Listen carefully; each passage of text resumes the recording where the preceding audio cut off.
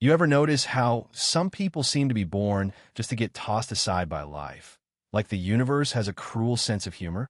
That was me, Cordelia Whitmore, 60 years old, standing all alone on a busted train platform in the middle of the Arizona nowhere, holding a telegram that may as well have been a slap across the face. I still remember how the ink bled into my vision. Maybe it was the rain. Maybe it was tears I was too stubborn to shed as the last train out rumbled away, dragging with it the very last hope I had for a decent future. Wind whipped sand into my skirt, and for a second, I wanted to laugh because if anyone could have seen me, Thena Boston widow, shaking in the chill of desert autumn, clutching 17 cents and the shredded remains of my pride, deathied, probably figure I deserved whatever came next. But let me back up a second, because you gotta understand, when you gamble everything you have on a promise from a stranger, you learn fast that dignity is just another thing life can snatch away. Harold Blackwood, the man I was supposed to marry, had sent his regrets in the most efficient way possible. Married yesterday. Suggest you return east. Return east with what, exactly? I'd already pawned my mother's china, my old wedding ring, everything I'd ever owned, just to get here. That platform, that dry stretch of nowhere, was all I had left. So, there I was, just me and the station master locking up, his face blank as a wall like he'd seen 1,000 souls blown through by disappointment. Last train until Thursday, ma'am, he said, as if 4 days stranded in the desert was just another tick on his schedule. Then he was gone, the echo of his horse's hooves vanishing into silence, so deep it hurt. I settled down on my battered suitcase, rain starting to tap out a rhythm on my hat. Thunder growled. I thought about my sister's letters, the ones full of polite rejections. No room for a broke widow in Philadelphia. No place for someone who'd taken a gamble on love by mail and lost. That's when I saw the wagon, coming wheels splashing through mud, a lean man behind the reins, face half hidden by a battered hat. He didn't ask questions right away, just watched me, quiet, like he was weighing my soul. You got somewhere to go? He finally asked, and for the first time in my life, I let my pride drop. No, I said. Name's Ezekiel Thornfield. Got a ranch a few miles out. You're welcome for the night. For the night, that was his promise, and it sounded like both a blessing and a warning. Riding through that storm, I stole glances at Ezekiel. He was older than me by a few years, but his face-lined, sun-bitten, handsome in a way built by years outdoors, spoke of sorrows he'd rather not mention. The ranch, when it appeared, was nothing fancy, but it looked like shelter, a porch lit with golden lamp glow, smoke from the chimney, and 3 kids watching from the doorway, eyes sharp and wary. That's how I met Mary, Jack, and Sarah, Ezekiel's grandkids. They'd learned early not to trust a stranger's kindness.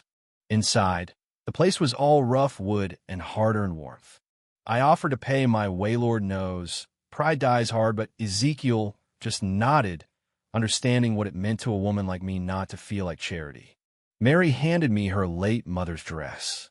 I changed behind a cracked mirror, saw my 60-year-old reflection, hair, more silver than brown, disappointment carved deep around my eyes, and realized I was still standing, still breathing, and maybe, just maybe, I was still worth something. The desert dawn broke, reluctant and gray.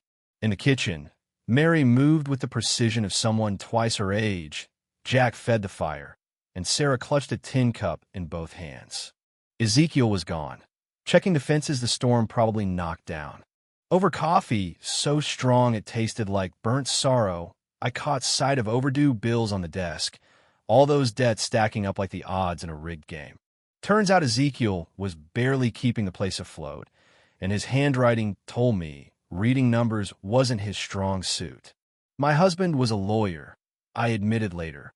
I kept his books. He nodded, maybe relief, maybe shame, but he let me help. The ranch was bigger than it looked, bone-dry hills, but at the edge, a spring bubbling up from the rocks, pure as hope. Liquid gold in a place where water meant life or slow surrender. By sunset, Ezekiel and I sat on the porch, the horizon burning orange. You got water, I told him, letting the idea hang between us. Water rights, irrigation, maybe a partnership. That'd take money, lawyers, someone who's got nothing left to lose. I grinned. Well, you're looking at her. Why help? Because I was tired of being thrown away, tired of good people losing to the greedy. For 3 days, I sorted ledgers, ran numbers, and watched Ezekiel mend fences and keep one eye on the kids.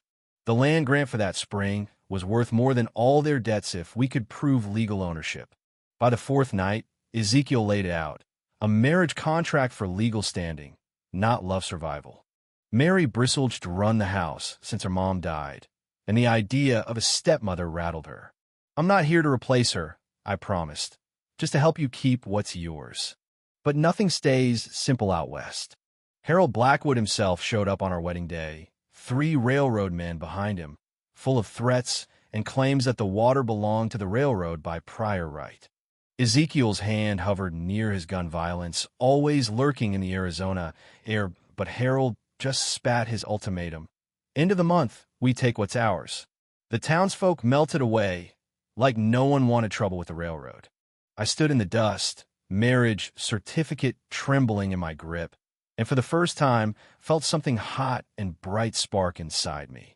Family isn't just blood, it's the folks who stand and fight beside you. We didn't wait to be starved out. I started poking around town, ended up in a Mexican quarter where folks knew what it meant to have something stolen by the powerful. Don Carlos Rivera, leader among the ranchers, met me at a battered table in a cantina. You want to keep your land? You need us, he said, but you gotta respect us too. Deal. I learned Spanish, shared stories, learned how their families have been robbed by broken promises and forged deeds.